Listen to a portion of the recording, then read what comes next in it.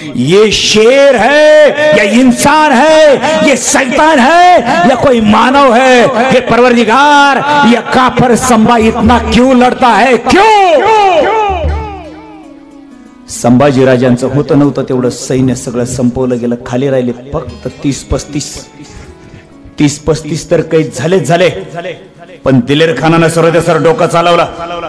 दिलेर खानानं आपल्या हातामध्ये तलवार घेतली आणि संभाजी राजाच्या पाठीमागच्या बाजूने आला. घोड्याच्या पाठीमागून तलवार फिरवली आणि संभाजी राजांच्या घोड्याच्या पाठीमागच्या पायावर पायाची नस तुटली. रक्त बाहेर आलं. घोडा पाठीमागा ढासळला. संभाजीराजे खाली कोसळले आणि 25-30 भाले संभाजीराजांच्या देहावरती रोखले गेले.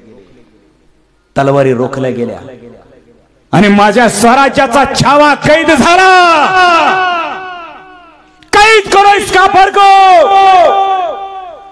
कुत्ते की मौत मारना चाहते हैं इस संभा को. बाकीचे 30-35 जे सैन्य होतं त्यांना सुद्धा कैद केलं गेलं. कविराजांना कैद केलं गेलं. दोघांनाही घोड्यावर उलट टांगलं गेलं. साखळदंड हातापायाला जखडले गेले. दिंड निघाली औरंगजेबाच्या दिशेनं. धानाजी संताजी पैकी संताजी नावाचा सैनिक पुढे आला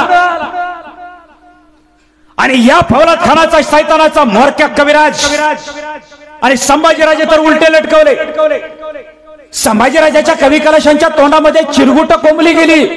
आवाज तोंडून निघू नये म्हणून, फक्त जिवंत राहावे म्हणून नक्काच्या नाकपुड्या फक्त उघड्या होते. बस हात पाय उलटे झटकलेले होते.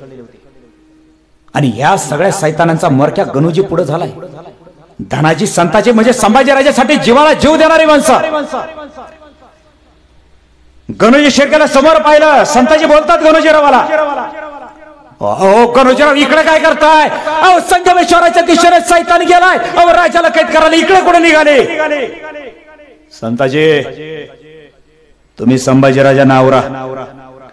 दिसत नाही का घोड्यावर उलट लटकून ह्या दोन गैबनी मानाला चाललंय? फितूर आहेत हरामखोर. संभाजी राजांच्या मोर यांना राजगडावर हजर करतो. तुम्ही तिकडचा भेद बघा, आम्ही यांचा भेद बघतो. जीवाला जीव देणारा धनाजी संताजी, पण या डोळ्यात देखत संभाजीराजाला चाललं होतं. पण कोणालाही कळत नव्हतं की या घोड्यावरती उलटा लटकवलेला माझा संभाजीराजा आहे म्हणून. अरे शेतकऱ्याच्या रस्त्यावरून, वाडीवरून, तांड्यावरून, गावा वस्तीवरून, खेड्या गावातून वाडी तोडे